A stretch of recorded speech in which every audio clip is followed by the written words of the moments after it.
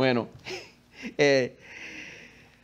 vamos a recibir la palabra que Dios tiene para nosotros. Vamos a continuar nuestra serie basada en el libro de Santiago titulada Una fe verdadera.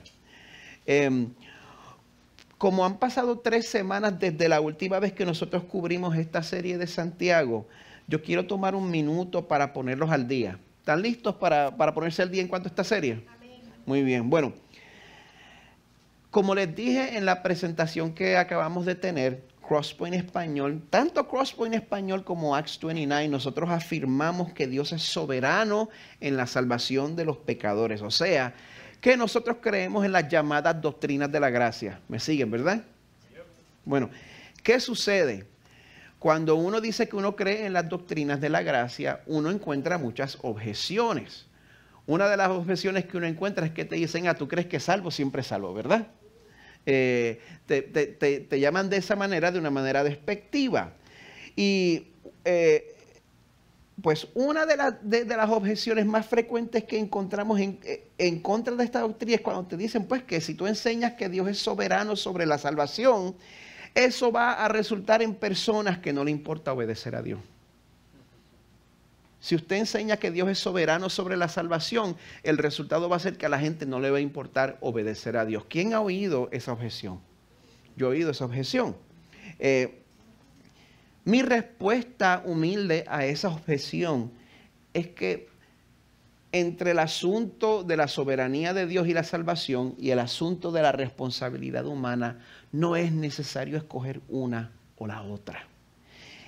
No hay que crear ese falso dilema porque la Biblia afirma las dos cosas. La Biblia afirma que Dios es soberano y que nosotros somos responsables. ¿Me están siguiendo, verdad? La cosa es que, bueno, la Biblia no se molesta en explicarle a nuestras mentes limitadas cómo eso es posible.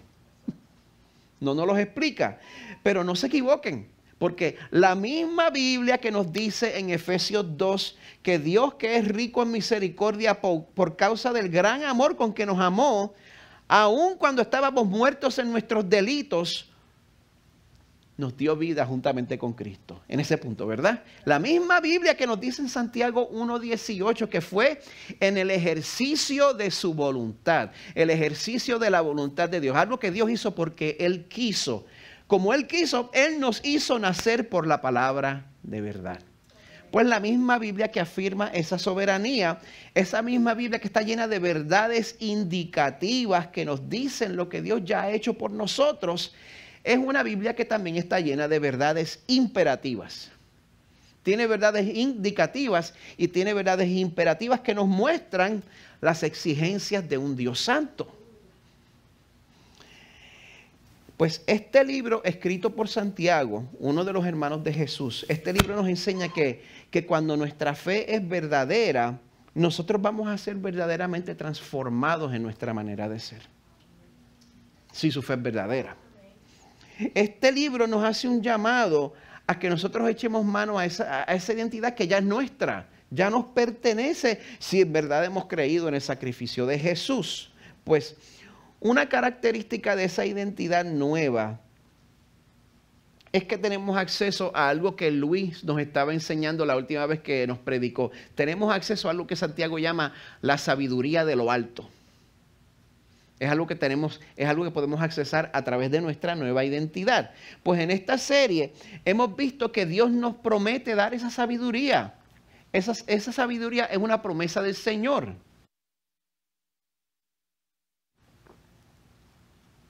Dice que Él nos da esa sabiduría si se la pedimos de cierta manera. Si se la pedimos sin dudar. Y hemos visto también pues cómo se aplica esta sabiduría a varios temas, a los temas de las pruebas, a los temas de las tentaciones, a los temas de tratar a la gente con parcialidad, que más bien a no tratar a la gente con parcialidad, sino tratarlos a todos justamente, no tratarlos diferentes de acuerdo a su clase social. Y también cómo se aplica esta sabiduría pues a todo lo que sale de nuestra boca. Pero también hemos visto que muchas veces se nos hace difícil pedir esta sabiduría sin dudar. Santiago nos dice, pide esta sabiduría sin dudar. A nosotros muchas veces se nos hace difícil pedir esta sabiduría sin dudar. Por eso, pues muchas veces no confiamos en la sabiduría del Señor y decidimos usar nuestra propia sabiduría y los resultados son un desastre. Por ejemplo, les voy a hablar del caso personal de alguien que conocen. Yo. Como se le pararon los oídos. Partida de chismoso. No. Ahora, desafortunadamente, este es un caso en el cual yo no pasé la prueba. Este es un caso que yo compartí con ustedes este miércoles pasado durante nuestro grupo de estudio y aplicación. Mis 4 hijos ya son grandes, 2 de ellos ya son mayores de edad. Pues, ¿qué sucede? Cuando los hijos de uno crecen y uno tiene desacuerdos con ellos, pues ya hemos pasado al punto donde uno tiene que tratarlos de acuerdo a su edad y de acuerdo a su madurez. ¿Me siguen, verdad? Están conmigo en eso. Ya no son niños. Pues, ¿qué sucede? En un punto de la semana pasada yo tuve un desacuerdo con uno de mis hijos. Y en vez de confiar en Dios y hablar con sabiduría de lo alto, decidí confiar en mí mismo y decidí hablarle de una manera áspera. Como dicen en Puerto Rico, le hablé raspado. Pues, y la verdad es que no puedo redimir eso. En verdad quedé feo. Y pues tuve que reconciliarme, tuve que pedirle perdón. Porque no importa las circunstancias, no importa que mi hijo o mi hija estuviera opuesto a mí, no hay excusa para hablar de esa manera. No la hay. Y una trampa peligrosa para los padres es que nosotros nos podemos esconder detrás de la autoridad que Dios sí nos da. Nos podemos esconder detrás de esa autoridad y de esa manera ponemos excusas para un comportamiento que es inexcusable. Los padres digan amén. Porque cuando nosotros herimos con nuestras palabras, cuando nosotros herimos con nuestro tono de voz, cuando nosotros herimos con el volumen con el que hablamos a los hijos, nosotros no estamos disciplinando en amor. Eso no es disciplina. Eso es tener una perreta. Pues de esa misma manera, todos nos podemos esconder detrás de la misma excusa. Hasta excusas religiosas, para tratar de justificar el daño que le hacemos a los demás. Y bueno, cuando entramos en conflictos hay muchas razones diferentes. Muchas veces entramos en conflicto porque la gente nos provoca. Hay gente que le gusta provocar, hay gente que de verdad se sienten vivos cuando están en medio del drama. Muchas veces entramos en conflicto porque uno puede estar respondiendo a un trauma pasado. Eso también es una posibilidad. Pero a pesar de todas estas realidades, pues la palabra de Dios nos dice que a la hora de los conflictos, nuestro problema principal no es lo que se ha hecho en contra de nosotros, sino lo que nosotros queremos hacer en contra de nuestro prójimo. La Biblia dice eso. ¿Me siguen? Que nuestro problema principal no es lo que se ha hecho en contra de nosotros, sino lo que nosotros queremos hacer en contra de nuestro prójimo. Y si usted como yo ha metido la pata como yo la metí, si usted ha experimentado ese tipo de fruto amargo en su vida, pues el pasaje de esta mañana nos va a venir muy bien. ¿Bien? Este pasaje va a tratar la raíz de este problema como si fuera una enfermedad. Y nos va a dar una manera de identificar, de diagnosticar y de tratar esta enfermedad. Vamos a ver que esta mañana Santiago, con la ayuda del Espíritu Santo, nos va a dar un plan de tratamiento para que el virus mortal del conflicto no termine matando nuestras relaciones con la gente que amamos. Así que les voy a pedir que busquen en sus Biblias, en Santiago capítulo 4, vamos a estar leyendo los versos 1 al 12. Santiago 4, 1 al 12. Siempre se me cae el marcador.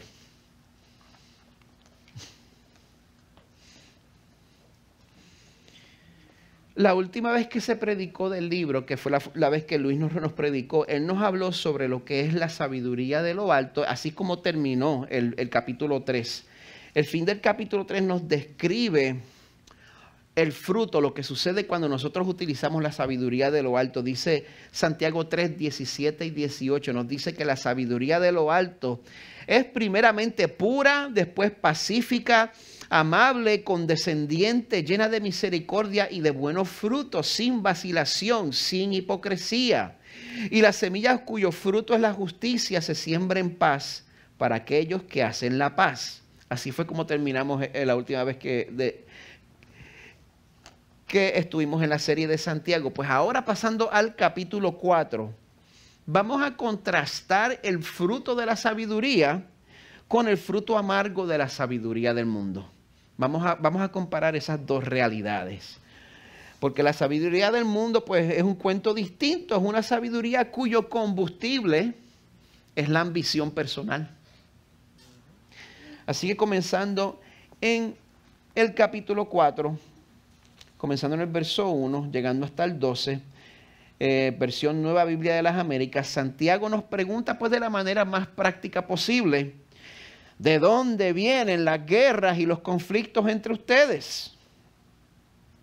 ¿No vienen de las pasiones que combaten en sus miembros? Ustedes codician y no tienen, por eso cometen homicidio. Son envidiosos y no pueden obtener, por eso combaten y hacen guerra. No tienen porque no piden. Piden y no reciben porque piden con malos propósitos para gastarlo en sus placeres. Oh almas adúlteras, ¿no saben ustedes que la amistad del mundo es enemistad hacia Dios?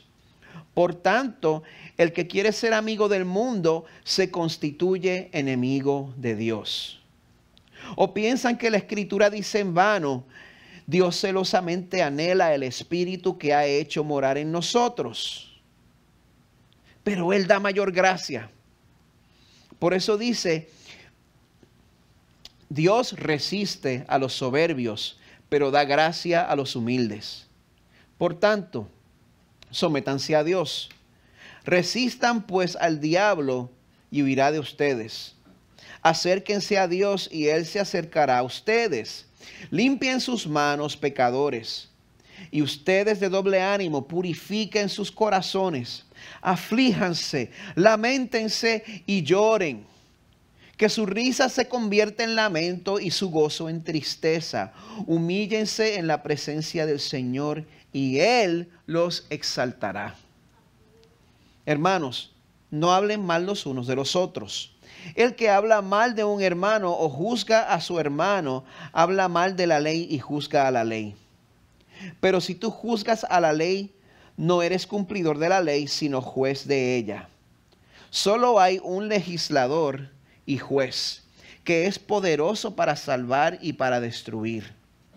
Pero tú, ¿quién eres que juzgas a tu prójimo? Es palabra del Señor. Padre Santo, amado que estás en los cielos, Señor, yo te ruego que no permitas que desperdiciemos tu palabra pensando en cómo le aplica a los demás. Perdóname, Señor, por las maneras en que yo he hecho eso. Te pedimos, Señor, que en esta mañana tu Espíritu Santo nos hable a nuestros corazones y esto resulte en nuestra propia transformación y que los que no te conocen, Señor, vengan a ti. Que tu Espíritu Santo nos revele en qué manera, Señor, nosotros nos hemos hecho amigos del mundo. Ayúdanos, Señor, a ver de dónde vienen todos esos impulsos, todos esos deseos, Señor, que nos alejan de ti y nos alejan de nuestros seres amados. Muéstranos, Señor, ayúdanos a examinarnos a nosotros mismos con sinceridad, Padre. Que no nos engañemos a nosotros mismos para poder así resistir a nuestro enemigo. Ayúdanos, Señor, a someternos a tu palabra. Aun cuando parece, Señor, que lo que nos pide tu palabra está en completa oposición a lo que la sociedad nos dice que es correcto. Ayúdanos, Señor, a someternos a tu palabra, a tus preceptos. Enséñanos, Señor, cómo humillarnos, cómo afligirnos, cómo lamentar el pecado. ese pecado al cual estamos tan arraigados, Señor. Pedimos esto en el nombre de tu Hijo Jesús, el que sufrió, el que murió y el que resucitó, para que nosotros vivamos en libertad. Amén. Yo creo en la amartiología. Amartiología. Viene del griego amartia. En español tiene H, en griego no. En griego empieza con alfa. Amartiología es una rama de la teología, es la doctrina bíblica del pecado. Y como yo creo que el pecado es una realidad en el ser humano, que es una realidad congénita, de nacimiento. ¿Qué es de nacimiento? Desde concepción, como es una realidad en nosotros, pues eso me obliga a mí a aceptar la realidad de que la humanidad comete pecados corporativamente. Así que cosas como los traumas, la opresión son realidades. Pero la doctrina del pecado también enseña que el pecado no solo es un problema de la sociedad, también es un problema individual. No solo el mundo peca contra mí, yo peco contra los demás. Ambas cosas son verdad. La doctrina del pecado también enseña que mi mayor problema no es el pecado de otros contra mí. Es mi propio pecado en contra de Dios, en contra de los demás. Amada iglesia, nuestro problema principal es sencillo, pero serio. Y es crítico que nosotros nos demos cuenta de eso, porque para que el tratamiento de una persona enferma pueda funcionar, pues hay que conocer la enfermedad. El pasaje de hoy nos enseña cómo nosotros desechamos la sabiduría de lo alto para entonces confiar en la del mundo. Y yo quiero decirle algo, no se confunda porque yo esté usando la metáfora de la enfermedad para hablar sobre la sabiduría del mundo. El que yo le esté llamando enfermedad no nos quita responsabilidad. El que yo le esté llamando enfermedad, eso no quita que no vayamos a experimentar las consecuencias de cuando nosotros escogemos usar la sabiduría del mundo. Pero yo insisto en usar esta metáfora de la enfermedad porque en el pasaje de hoy, pues Santiago nos da un plan de tratamiento. Él identifica los rasgos de estar siguiendo la sabiduría del mundo, los resultados de estar siguiendo la sabiduría del mundo, el remedio a la sabiduría del mundo y el rumbo a tomar para prevenir esta enfermedad que siembra división entre nosotros. Así que este asunto más serio no puede ser. Así que vamos a comenzar con el primero. Vamos a hablar sobre los rasgos de uno estar utilizando la sabiduría del mundo. Los síntomas, los indicios, las características. En el verso 1, Santiago nos exhorta a que dejemos de culpar a los demás por los pleitos en los cuales estamos metidos. Por eso nos pregunta en el verso 1, ¿de dónde vienen las guerras y los conflictos entre ustedes? Buena pregunta, ¿de dónde vienen? ¿De lo mal que me han tratado? Yo soy rebelde, pues la vida me hizo así. Santiago responde a esta pregunta haciéndonos otra pregunta. ¿De dónde vienen los conflictos? No vienen de las pasiones que combaten en sus miembros. Es como si fuera una lucha visceral. ¿De dónde vienen los conflictos? No vienen de las pasiones y deseos que combaten dentro de ustedes. Yo ya voy a empezar empezar mal porque a nadie le va a gustar que yo diga esto. Pero la palabra de Dios nos dice, la palabra de Dios nos acaba de decir que si estamos metidos en un pleito de familia, en un pleito de trabajo, en un pleito de matrimonio, lo más posible es que la razón principal de ese pleito es que nos estamos dejando dominar por deseos y por pasiones dentro de nosotros que ya están fuera de control. ¿Quién se alegra por eso? Ni un amén.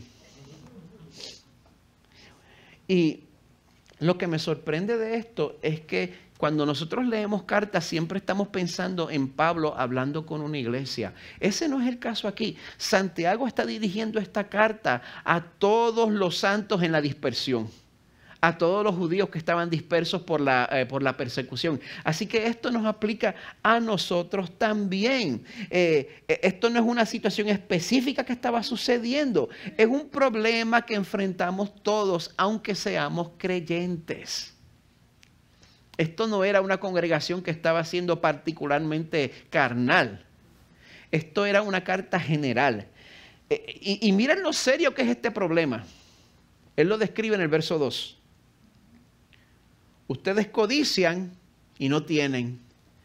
Por eso cometen homicidio. ¿Por qué Santiago le diría eso a todos los judíos en la dispersión? Bueno, puede que usted me diga a mí, bueno, pastor, por lo menos eso no me aplica a mí porque hasta ahora pues yo no he matado a nadie. He estado así, pero hasta ahora no ha pasado. Recuerden que ante los ojos del Señor el pecado en nuestros corazones nace mucho antes de que se lleve a cabo. Mucho antes. En Mateo 5 Jesús está predicando lo que llamamos el Sermón del Monte. Él nos dice en Mateo 5, 21 al 22. Ustedes han oído que se dijo a los antepasados, no matarás. Y cualquiera que cometa homicidio será culpable ante la corte. Pero yo les digo que todo aquel que esté enojado con su hermano será culpable ante la corte. Y cualquiera que diga insensato, bruto, animal, morón,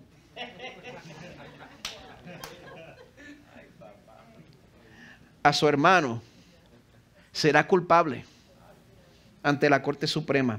Cualquiera que diga idiota será merecedor del infierno de fuego. ¿Cuántos de aquí se lo han ganado?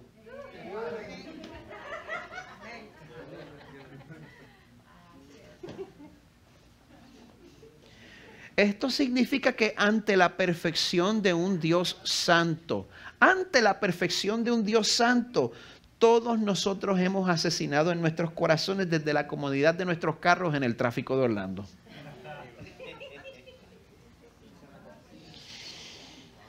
Pero este ejemplo, lo trágico es que este ejemplo no solo es... Lo trágico es que este ejemplo también es literal. Desde el 1973 la Corte Suprema de los Estados Unidos determinó que codiciar y cometer homicidio es perfectamente legal. Desde entonces millones de vidas humanas han sido literalmente sacrificadas en el altar de las ambiciones. En el altar de terminar los estudios, en el altar de no perder el novio, no perder el esposo, en el altar de mantener un estatus social, en el altar de mantener una figurita.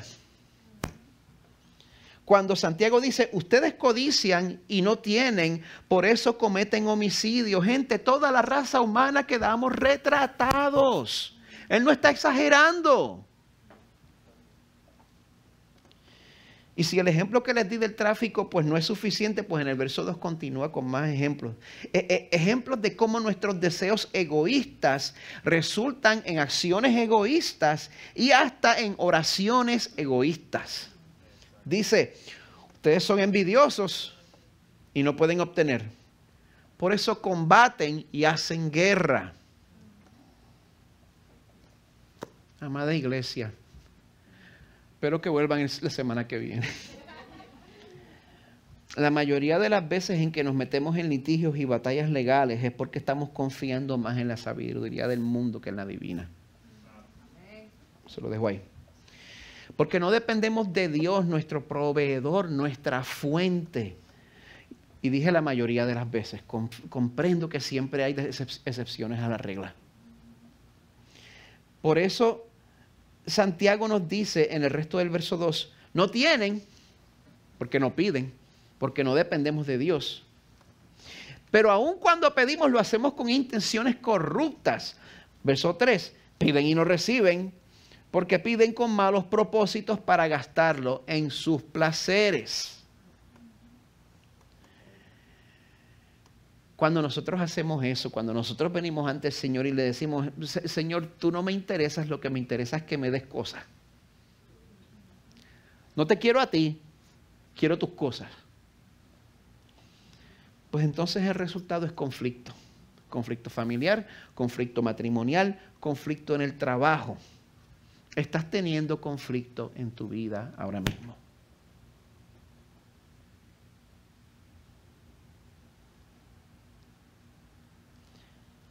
Si estás teniendo conflicto en tu vida ahora mismo, ese conflicto es solo porque otros han pecado contra ti o tienen tus deseos algo que ver en el asunto. Dios te llama a que examines tu corazón. Porque en la mayoría de ustedes, yo me incluyo ahí, en la mayoría, la causa de sus conflictos son las pasiones que combaten en sus miembros. Y cuando vemos estos síntomas, cuando vemos estos rasgos, podemos llegar a una conclusión, podemos llegar a un resultado, a una sentencia, a un diagnóstico.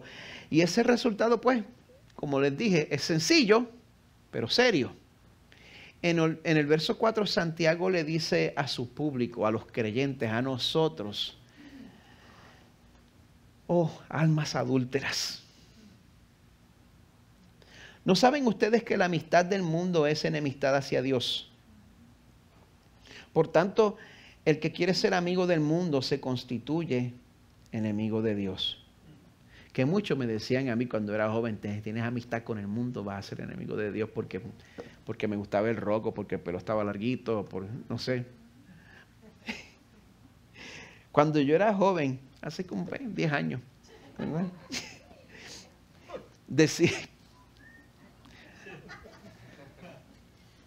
Decían que la amistad del mundo era algo que se veía por fuera, algo superficial. ¿Quién estuvo en esa situación? Yo estuve en esa situación. Decían que la amistad del mundo era que la mujer se arreglara las cejas y se afeitara las piernas. Decían que eso era amistad con el mundo. Decía que amistad con el mundo es que tocaran la guitarra eléctrica o que tocaran batería en la iglesia. Que eso era amistad con el mundo. Pero gente, no es tan sencillo. Una persona conservadora que viste su uniforme de religioso con saco y corbata, esa persona puede estar zambullida en la amistad del mundo.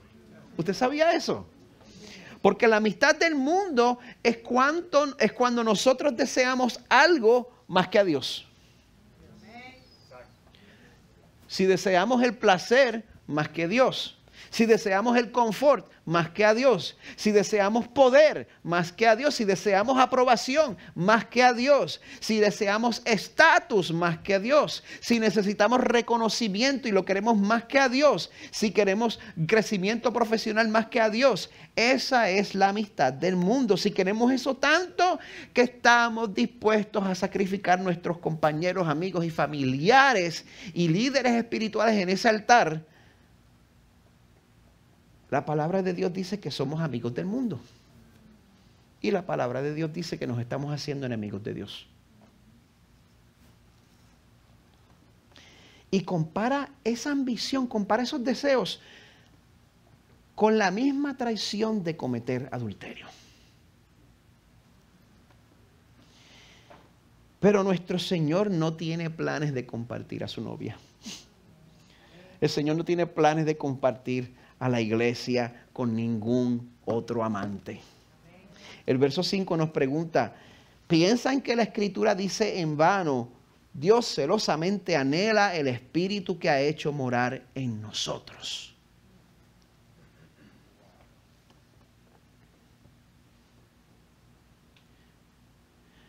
A ese texto se le puede sacar mucho más de lo que me permite el tiempo. Es bien profundo. Pero déjenme empezar con lo obvio. No se escandalice porque Dios diga que es celoso. Dios es quien único puede estar legítimamente celoso sin pecar. Porque no existe mejor opción que Él. Y Dios puede estar celoso porque Dios toma muy en serio el hecho de que Él nos creó conforme a su imagen y semejanza, y nosotros desperdiciamos esa imago Dei. Nosotros desperdiciamos esa imagen y semejanza de Dios cuando lo rechazamos a Él porque preferimos cosas inferiores. es cuando usted le regalan una comida gratis en Texas de Brasil y se mete en la basura de Taco Bell a comer mejor. No estoy diciendo que Taco Bell es basura, estoy diciendo que usted se va por detrás y se mete en el dumpster de Taco Bell. Eso es lo que nosotros hacemos. A mí me gusta Taco Bell, pero perdonen, para que me conozcan.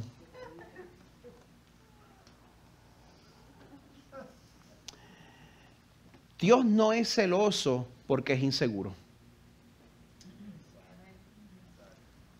En las palabras del pastor John Piper, no va a estar en pantalla, dice: el celo de Dios no es el reflejo de la debilidad o del miedo. En cambio, Dios es celoso como un rey poderoso y misericordioso que saca a una mujer de una vida de oprobio en un arrabal. La perdona, se casa con ella, no le da las tareas de una esclava, sino los privilegios de una esposa, una reina. Su celo no surge del temor o de la debilidad, sino de una santa indignación al ver su honor, poder y misericordia despreciados por la infidelidad de una cónyuge caprichosa. Esto es un problema serio, amada iglesia. Porque si nosotros somos sinceros, todos somos culpables de pecar en contra de otra persona por causa de nuestras ambiciones y de ser almas adúlteras. Todos somos culpables de provocar los celos de nuestro Salvador. ¿Qué podemos hacer? ¿Cómo responde Dios a esta depravación en nuestros corazones? ¿Nos tenemos que vestir de saco y dar vueltas alrededor de la iglesia en rodillas? Nuestro Dios es misericordioso y clemente, es lento para la ira y grande en misericordia. No contenderá para siempre, ni para siempre guardará el enojo. Y en vez de una reprimenda, ese Señor nos ofrece un remedio, un antídoto, una cura, un elixir, medicina. El verso 6 nos dice: Él da mayor gracia. Amén. Esa es la respuesta del Señor a nuestro adulterio. Él da mayor gracia. ¿A quién da gracia? ¿A los americanos? ¿A los pentecostales? ¿A los reformados? ¿A los conservadores? ¿A los liberales? El resto del verso 6 pues responde esa pregunta. Dios resiste a los soberbios, pero da gracia a los humildes.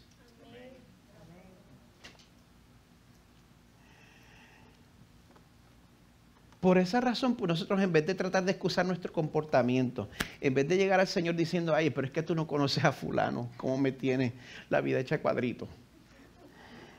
En vez de llegar al Señor con esa actitud, mejor debemos comenzar reconociendo nuestra culpa. Y todos somos culpables de haber rechazado la sabiduría de lo alto. Por eso el verso 7 nos dice: por tanto, sométanse a Dios. Deje de luchar. Deje de luchar en contra del Señor. Deje la pelea. Ya es hora de aceptar que nuestra sabiduría no va a dar el grado.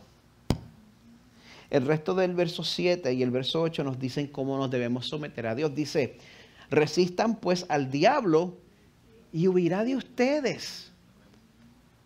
Eso es bien interesante, porque eso quiere decir que el Espíritu Santo que habita en todo creyente es tan poderoso. El Espíritu Santo, ¿quiénes han creído en el sacrificio de Jesús y lo han recibido como su Salvador? Amén. Si usted ha levantado la mano, el Espíritu Santo mora en su corazón. Y ese Espíritu es tan poderoso que por más fuerte que sea nuestro enemigo, y nuestro enemigo es fuerte, por más fuerte que sea nuestro enemigo, si tan solo lo resistimos a la hora de la tentación, él va a salir huyendo. Así que no te dejes engañar. Date cuenta del poder del Espíritu que hay en ti. Nosotros tenemos ¿cómo resistir a Satanás?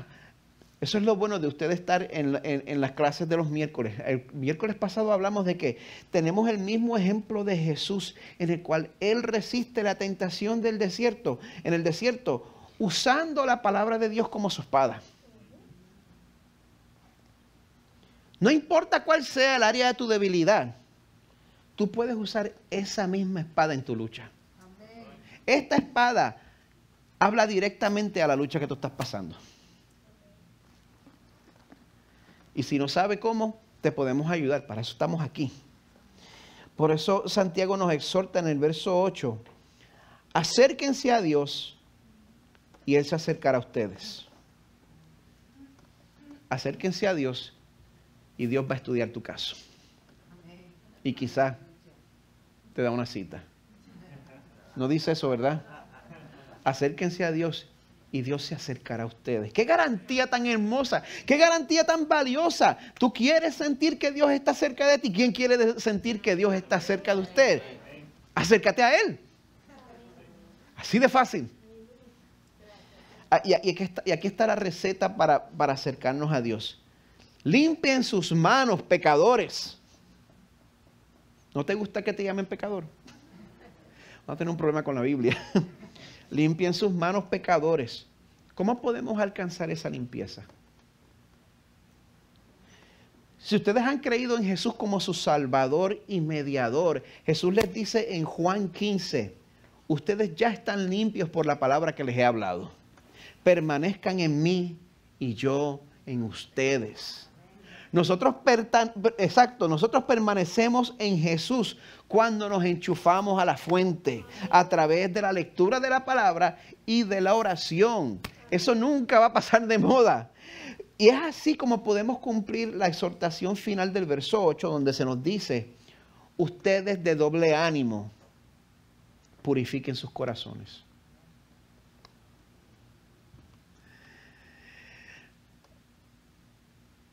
Recuerden que Santiago dice que la persona de doble ánimo es la que duda de la sabiduría del Señor y entonces emplea su propia sabiduría. Si tenemos esa tentación, necesitamos purificar nuestros corazones.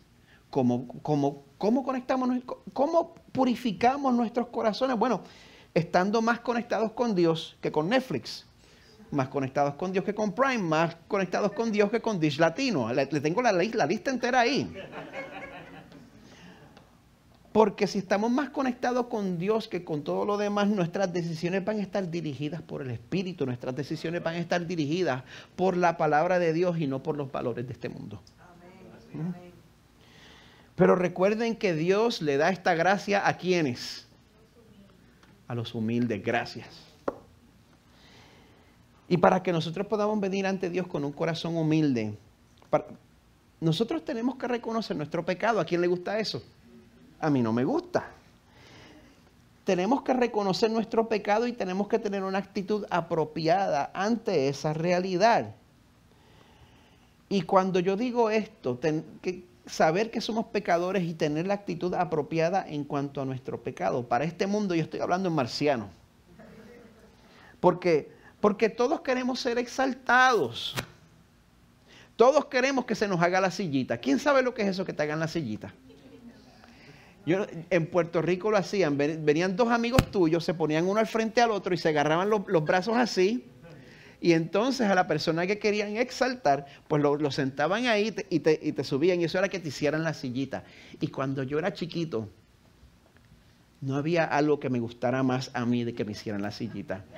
Yo me sentía como el rey del mundo cuando mis amigos me hacían la sillita. Y nosotros queremos que nos hagan la sillita, ¿verdad? Este mundo donde queremos que se nos haga la sillita, los versos 9 y 10 nos exigen algo que es diametralmente opuesto a que nos hagan la sillita. Dice, aflíjanse, lamentense y lloren, que su risa se convierta en lamento y su gozo en tristeza.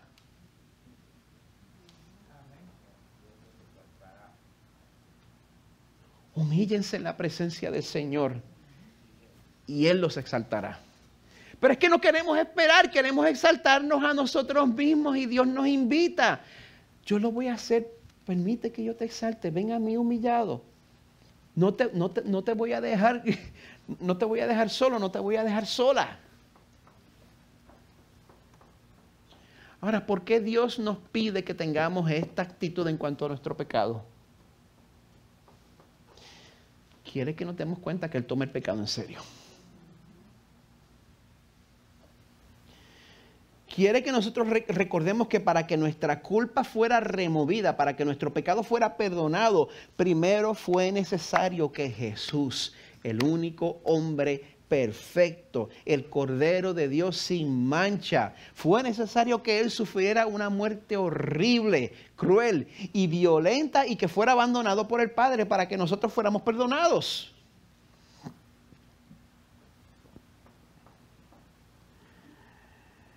Pero si Dios nos pide que volvamos a Él en humildad de corazón, es porque hay una garantía. Hay una garantía de que si nosotros venimos a donde Él afligidos, Él nos va a consolar. Si nos acercamos al Señor con corazones afligidos, Él nos va a consolar. Jesús proclama en Mateo 5, 3 y 4, bienaventurados los pobres en espíritu. Bienaventurados los que se dan cuenta que espiritualmente estamos en bancarrota. Vamos a acercarnos al Señor reconociendo nuestra pobreza en espíritu, pues de ellos es el reino de los cielos.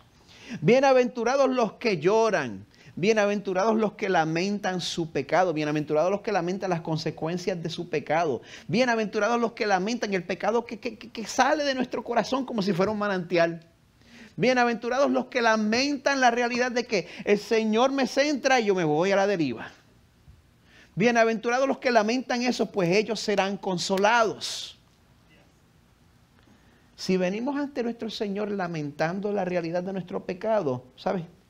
Como nos dice el rey David en el Salmo 51, al corazón contrito y humillado, oh Dios, no despreciarás. Pero más que nada, Dios nos dice que nos acerquemos a Él. ¿Sabe por qué? Porque Él desea acercarse a nosotros. ¿Usted sabe eso? Que Dios desea acercarse a usted. Dios personalmente quiere acercarse a usted. Como vimos en el verso 5, Dios celosamente anhela el Espíritu que ha hecho morar en nosotros. En su comentario del libro de Santiago, el teólogo N.T. Wright escribe: esto es asombroso. Dios está listo y esperando. Él anhela establecer una amistad contigo, una amistad más profunda, más fuerte y más satisfactoria de lo que puedas imaginar. ¿Por qué a veces es difícil creer que Dios realmente quiere este tipo de relación con nosotros? Buena pregunta. No sé, quizá es por ese mismo tipo de duda que nosotros ni siquiera comenzamos el proceso de acercarnos a Dios con corazones contritos. Quizás es por ese mismo tipo de duda. Pero gente, sepan que Él da mayor gracia. Y por eso, en adición a la receta, al remedio para nuestras almas adúlteras, Dios también nos muestra el rumbo a seguir para que nosotros llevemos vidas que muestren al mundo que en verdad somos parte del pueblo de Dios. Nosotros seguimos ese rumbo cuando nosotros renunciamos a esa posición que nunca se nos ofreció. Ser juez de los demás. Yo sé que usted se siente con todo el derecho del mundo a ser juez de los demás, pero a usted nunca se le ofreció ese trabajo. El que más se acerca aquí es Diego y está retirado. Nunca se nos ofreció esa posición. Lo irónico de la situación es que el mundo ve a los cristianos como las personas que más juzgan a los demás. Pero eso está directamente en contra de la invitación que Dios nos hace en el verso 11. Hermanos, no hablen mal los unos de los otros. Ya estamos bien, ¿verdad?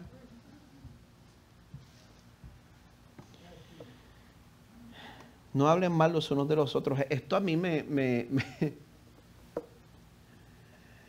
quebranta. Yo sé que en cierto modo depende de la posición en que uno está, uno puede compartir información cuando uno es parte de la solución. Yo entiendo las excepciones, entiendo los matices, pero poniendo todo eso a un lado, ¿cuántas veces nosotros no podemos hablar mal de otra persona y no somos parte de la solución?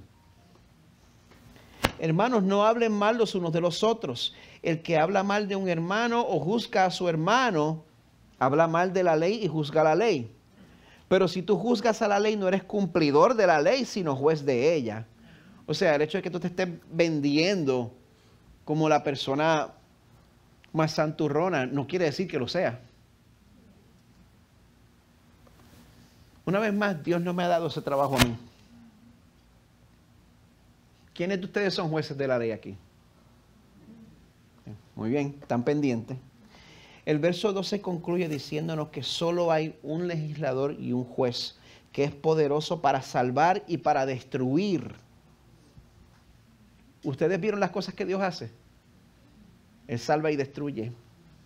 La Biblia. Yo me quito del medio. Pero tú, ¿quién eres que juzgas a tu prójimo? Y la verdad es que nosotros terminamos juzgando y, como dice el puertorriqueño, pelando a toda la gente que tenga la audacia de irse en contra de nuestros deseos. Y por eso nosotros creemos que Dios está obligado a estar de nuestra parte, aun cuando no tengamos la razón. ¿Cuántas veces oigo a personas hablando de situaciones que tienen en el trabajo, diciendo, pero Dios está de mi parte, cuando esa situación en el trabajo es culpa de esa persona?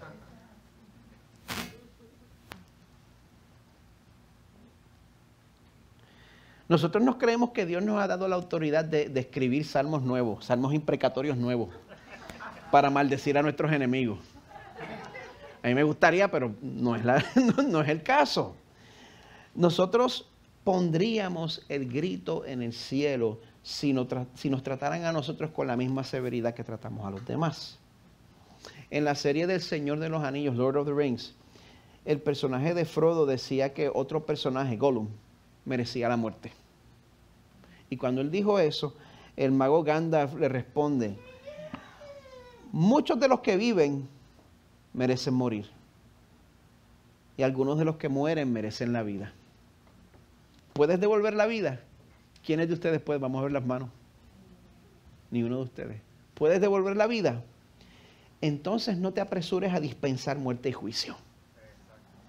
Pues ni el más sabio conoce el fin de todos los caminos. Y Dios nos ha tratado de esa manera a nosotros. En vez de recriminarnos por nuestra actitud, nos envió a Jesús, manso y humilde de corazón, para llevar nuestro castigo en la cruz y para que, creyendo en su sacrificio, nosotros seamos salvos de esos deseos que nos quieren esclavizar. Amén. Juan 3, 16 y 17, porque de tal manera amó Dios al mundo que dio a su Hijo unigénito, para que todo aquel que cree en Él no se pierda, sino que tenga vida eterna.